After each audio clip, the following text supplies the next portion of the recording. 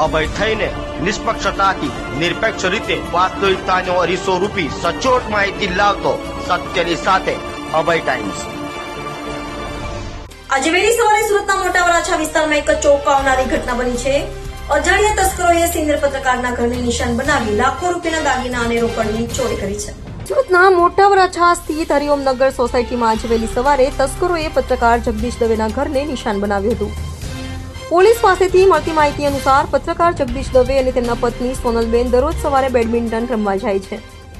ગરમીના કારણે ગઈ રાત્રે જગદીશભાઈ અગાસી પર સુવા ગયા હતા અને સવારે જ્યારે તેઓ નીચે આવ્યા ત્યારે તેમણે ઘરનો સામાન વેરવિખેર જોયો હતો।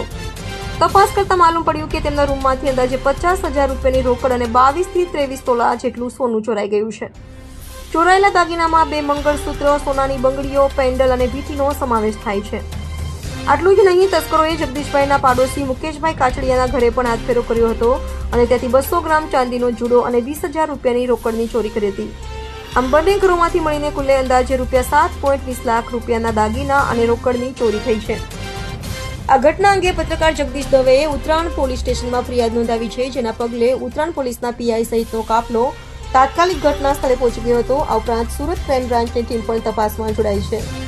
ડોગ સ્ક્વોડની મદદથી પણ તસ્કરોનું પગેરું શોધવાના પ્રયાસો હાથ ધરવામાં આવ્યા છે।